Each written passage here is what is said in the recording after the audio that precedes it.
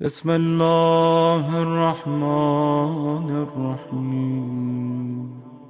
کہ وجود نبی کی برکتیں، ہمارے پیغمبر کے وجود میں کیا کیا برکتیں تھیں۔ لیکن شیعہ سنی کتابوں میں بہت زیادہ واقعات ایسے لکھے ہیں کہ جو اختلافی چیزیں ہیں اس اشرے میں وہ میں بیان کرنا نہیں چاہتا، اور اگر میں اختلافی چیزیں بیان کرنے لگوں تو یہ آج کی مجلس میں پھر وہ موضوع ادھورا رہ جائے گا۔ تو لہذا اسی کو مکمل کر کے کہ پیغمبر اکرم کے والد محترم دنیا سے پہلے ہی جا چکے ہیں اور جناب آمنہ خاتون موجود ہیں تقریباً 7 سال تک، 8 سال لگا لیجئے، اور یہ حفاظت میں ہے اپنے دادا عبد المطلب کی۔ تو 6 یا 7 یا 8 سال کی عمر تک میرے پیغمبر حفاظت میں رہے اپنے دادا کی، یعنی جناب عبد المطلب کی، یہ ان کی حفاظت کرتے رہے اور ان کے وجود کی برکتوں کو دیکھتے رہے، اور ہر آدمی کو سمجھاتے رہے کہ یہ عام بچہ نہیں ہے، یہ کائنات کا رسول ہے، یہ اور مسلمان ہے جسے رسالت کا پتہ 40 سال کے بعد پتہ چلتا ہے۔ ہمارے ان کے خاندان کو معلوم ہے کہ یہ بچہ رسول ہے، اس لیے کہ ایسی برکتیں کسی بچے میں تھی نہیں جیسی سرکار میں تھی۔ حد یہ ہے کہ جو ہمارے سنی بھائیوں کی، اہل سنت بھائیوں کی کتابوں میں جو واقعہ نقل ہوا حلیمہ سعدیہ کا، تو انہوں نے بھی اتنی برکتیں لکھیں، یہ الگ مسئلہ ہے کہ بعد میں آپریشن کرا بیٹھے نبی کا، ہاں وہ ایک الگ موضوع ہے، اس پہ مجھے گفتگو نہیں کرنا ہے، لیکن اپنا عقیدہ بتانے کا سب کو حق ہوتا ہے، اور وہ یہ ہے کہ ہمارا نبی آ کے نبی نہیں بنا ہے۔ بس یہی جملہ میں نے کہہ دیا، یہ سارے اعتراضات کا جواب ہے اگر آپ سمجھ لیں۔ ہمارا عقیدہ، شیعہ اثنا عشری لوگوں کا عقیدہ، سرکار کے بارے میں ہم کسی پہ جبر نہیں کرتے، نہ ہم کسی کے عقیدے کو ریجیکٹ کرتے، لیکن جو ہم مانتے ہیں وہ ہم بیان کر رہے ہیں کہ ہمارا مذہب تشیعوں کا یہ عقیدہ ہے کہ پیغمبر ہمارا نبی سردار انبیاء، سرتاج انبیاء، رسولوں کا رسول، نبیوں کا نبی، آمنہ کا لال، عبداللہ کا جایا، ابو طالب کا چہیتا، ان کے بارے میں ہمارا عقیدہ یہ ہے کہ وہ پیدا ہی نبی ہوئے ہیں۔ تو جب پیدا ہی نبی ہوئے ہیں تو پھر ان سے غلطی کا، خطا کا کوئی امکان نہیں ہے۔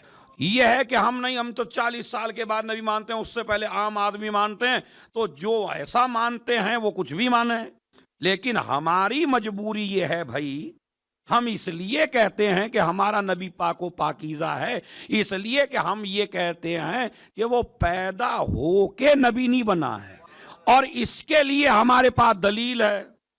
دیکھیے ہمارے نبی کے 4 ٹائٹل ہیں، اب اس کو غور سے سنیے گا، خلاصہ ہے نا آج اشرے کا، میں توجہ چاہتا ہوں آپ جوانوں سے، بڑی علمی بات ہے۔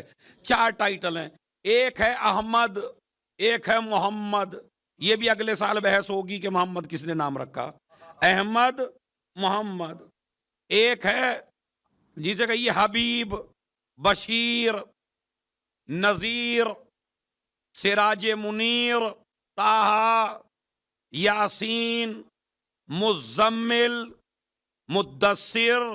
تو محمد، احمد، یہ نام پہ آ جائیے، یہ 2 تو نام ہے، ایک احمد ایک محمد۔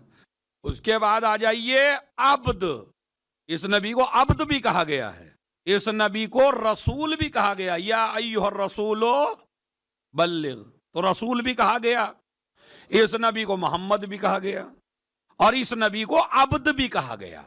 اب یہ تھوڑا سا میں توجہ چاہتا ہوں، چونکہ بڑا گہرا مسئلہ ہے، اگر آپ اسے سمجھ لیں تو ہمارے پیارے نبی کا ایک نام محمد اور ایک نام احمد، اور اتفاق کی بات یہ ہے کہ جو امام زمانہ آئیں گے ان کے بھی یہی 2 نام ہیں، ایک احمد ایک محمد، یعنی جو پیارے نبی کے نام تھے وہی ان کو دے دیے گئے۔ تو ایک ہے رسول، ایک ہے محمد، ایک ہے احمد، ایک ہے عبد. ابھی القاب کی بات چھوڑ دیجئے. اب مجھے آپ یہ بتائیے جو یہ آیت ہے بسم اللہ الرحمن الرحیم، ذرا سب مل کے پڑھیں گے. ان اللہ و ملائکتہ، پڑھیے ذرا مل کے. صلو علیہ وسلم، یہ آیت ہے. یہ خدا کی قسم بہت مطالعے سے یہ بات پتہ چلتی ہے. تو اس کو یہ آیت ہے. یہی آیت وہ ہے، خالی اسی آیت کی پرمیشن ہے بس کہ نماز کے سلام کے بعد اگر مومن تسبیح سے پہلے کوئی آیت پڑھ سکتا ہے تو بس یہ والی. ہمارے انڈیا پاکستان میں ایک تو شروع ہے مصافحہ. یہ مسئلہ غور سے سنیے آپ. مثلا ادھر السلام علیکم ایھا النبی ورحمۃ اللہ وبرکاتہ، السلام علیکم ورحمۃ اللہ و، نماز کا سلام ہے نا. سلام جو پھیرا آپ نے تو ہماری طرف تو یہ ہے کہ بھائی پہلے ادھر ہاتھ بڑھا دیا ایسے، پھر ادھر ہاتھ بڑھا دیا ایسے. کچھ ایسے ہیں جو دعائیں پڑھنی شروع کر دیتے ہیں. کوئی اللہم کل ولی کل پڑھ دیتا ہے، کوئی جو ہے دوسری دعا پڑھ دیتا ہے، تو کوئی مصافحہ ملانے لگتا ہے. یہ ساری چیزیں روایات کے حساب سے مناسب نہیں ہیں. اب وہ کیوں نہیں ہے وہ سنیے آپ. اس لیے کہ ہمارے امام کی حدیث ہے کہ سلام میں اور تسبیح میں کسی شے کو آپ بیچ میں نہیں لا سکتے. یہ انشاءاللہ 4 اشرے ہیں میرے پاس لکھے ہوئے بی بی فاطمہ پہ، جو صرف بی بی فاطمہ پہ ہیں، ایک بھی لفظ ادھر ادھر کا نہیں ہے. اب اس کو سنیے جو میں آپ کو بتانا چاہتا ہوں.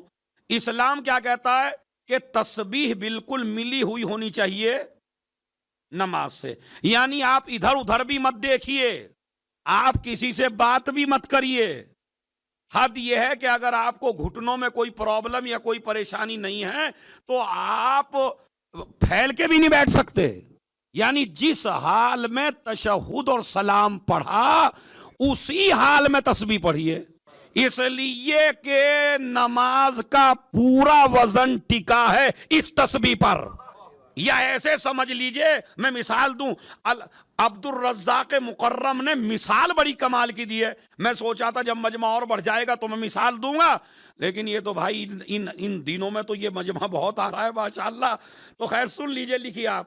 عبد الرزاق مکرم نے جو مثال دی ہے خدا کی قسم، انہوں نے کہا تسبیح اور نماز رابطہ ایسے ہی ہے کہ جیسے کہ کوئی آدمی گاجر کا حلوہ بیچ رہا ہو مگر اس پہ چاندی کے ورق نہ ہو. مٹھائی بڑی اچھی ہے مگر چاندی کے ورق نہیں ہے. ایک آدمی برابر میں بیٹھا ہے، وہ بھی وہی مٹھائی بیچ رہا ہے مگر چاندی کے ورق لگا رکھے ہیں. ایک مثال. دوسری مثال انہوں نے جو دی ہے عبد الرزاق مکرم نے، انہوں نے کہا کپڑا آپ دونوں لائے مارکیٹ سے، ایک ہی کمپنی کا ہے، ایک ہی کپڑا ہے، لیکن ایک کپڑے کو منخوش کر دیا سونے کے دھاگوں سے اور ایک کپڑا چھوڑ دیا بغیر منخوش کیے ہوئے. بس نماز کی اور تسبیح کی مثال ایسے ہی ہے. اگر خالی نماز پڑھی اور تسبیح نہ پڑھی تو ایسے ہی ہے جیسے سادہ کپڑا، لیکن اگر تسبیح زہرا پڑھ لی تو ایسے ہے جیسے کپڑے کے اوپر نقش و نگار. میرا موضوع تسبیح نہیں، میرا موضوع خالی ایک مسئلہ سمجھانا ہے آپ کو. تو مسئلہ میں کیا سمجھانا چاہتا ہوں، یعنی بغیر تسبیح کے نماز کی وہ اہمیت نہیں ہے. امام نے فرمایا کہ 70 رکعت نماز بغیر تسبیح کے اور 2 رکعت نماز تسبیح کے ساتھ میرے نزدیک زیادہ اہمیت رکھتی ہے. حدیث ہے. اب میرا موضوع تسبیح ہوتا تو آج تمہیں معراج کرا دیتا میں تسبیح کے اوپر، لیکن میرا موضوع نہیں ہے کیونکہ میرا موضوع ہے اجداد نبی، تو ہسٹری چل رہی ہے اس کی. تو مسئلہ کیا ہے کہ جس حال میں آپ ایسے بیٹھتے ہیں نا، ایک پیر کو دوسرے پیر پہ رکھ کے ایسے بیٹھ کے، ادھر آپ نے سلام پھیرا، سلام پھیرنے کے بعد فوراً آپ تسبیح پڑھیے. ہلیے جلیے بھی نہیں، کسی سے بات بھی نہ کریے، کوئی تاقیبات میں سے بھی کوئی دعا نہ پڑھیے. اللہم کل ولی کل بھی بعد میں، مصافحہ بھی بعد میں، ساری چیزیں بعد میں، بالکل ملا دیجئے اسے نماز سے. یہ تسبیح زہرا کا طریقہ ہے. مگر ایک آیت ہے جسے پڑھ سکتے ہیں بس. امام نے فرمایا بس ایک آیت ہے. ادھر مومن نے سلام پھیرا، ادھر پڑھے ان اللہ و ملائکتہ یصلون. بس اس آیت کے پڑھنے کی پرمیشن ہے تسبیح سے پہلے. اب اس کی کیوں ہے؟ توجہ چاہتا ہوں جو ٹیک لگائے بھی بیٹھے ہیں. اس کی وجہ یہ ہے تاکہ تسبیح کی ابتدا صلوات سے ہو. تو آپ نے دیکھا یہ ہے شریعت کا مسئلہ. یعنی نہ ادھر ہلیے نہ ادھر ہلیے نہ کچھ پڑھیے, آپ صرف نماز کے بعد تسبیح زہرا پڑھیے. ایک آیت ہے, وہ آیت میں نے کیا بتائی؟ ان اللہ. اس میں کون سا لفظ ہے؟ ان اللہ و ملائکتہ. ہاں آگے بڑھیے. الل بشیر نہیں ہے, الل نذیر نہیں ہے, الل حبیب نہیں ہے. اما چلیے حبیب کو بھی چھوڑیے. اللہ محمد نہیں ہے, اللہ احمد نہیں ہے, اللہ رسول نہیں ہے. ارے بہترین عہدہ اللہ نے دیا, عبد کہا اپنا, یہ بھی نہیں کہا عبد کے اوپر صلوات. آخر اس کا ریزن کیا ہے, وجہ کیا ہے جو نبی ہی کا لفظ رکھا؟ اب اگر آپ سمجھ جائیں تو اصل میں وجہ یہ ہے, کچھ ٹائٹل ایسے ہیں جو نبی کو زمانہ گزرنے کے بعد ملے ہیں. ظاہراً, حقیقت میں تو نبی پہ تھے وہ, لیکن ظاہراً دیکھیے لفظ محمد جب پیدا ہو گئے تب نام ملا. لفظ محمد جب پیدا ہو گئے تب ملا. اس کے بعد آ جائیے, احمد کے نام کی بشارت عیسیٰ نے دی, وہ ولادت سے پہلے. اس کے بعد آ جائیے آپ عبد. عبد جب کہا جب معراج ہوئی, رسول اس وقت کہا جب 40 سال کے بعد اعلان کر دیا. تو اگر صلوات میں لفظ رسول ہوتا, محمد ہوتا, احمد ہوتا, عبد ہوتا, تو دنیا یہ سمجھتی کہ صلوات کی سٹارٹنگ یہاں سے ہوئی ہے. اس لیے صلوات میں کہا النبی, نبی پر صلوات ہے. اب یہ نبی کب سے ہیں؟ کنتو نبیًا آدم بین الماء والطین. ابھی ایک واٹس ایپ پہ سوال آ رہا ہے, اور سوال یہ آیا ہے کہ بھائی جب کچھ نہیں تھا محمد و آل محمد سے پہلے, تو یہ تو بتائیے اللہ کیا کر رہا تھا جب مخلوق نہیں تھی؟ آ رہا ہے لکھا ہوا یا نہیں آ رہا ہے؟ تو ایک عالم نے بڑا بہترین جواب دیا, کہا اللہ صلوات پڑھ رہا تھا. اب دیکھیں کتنے گوشے میں چھوڑ رہا ہوں. صلوات بھی میرا موضوع نہیں ہے, تسبیح بھی میرا موضوع نہیں ہے, خالی مجھے بتانا ہے. تو کنتو نبیًا و آدم بین الماء والطین, میں اس وقت بھی نبی تھا جب آدم آب و گل کے درمیان میں تھے. تو اب انا و علی من نور واحد, میں اور علی ایک ہی نور سے ہیں. تو اگر یہ اس وقت نبی تھے جب آدم آب و گل کے درمیان میں تھے, تو وسیع بھی ایسا نہ ہو جو زمین پہ بنے.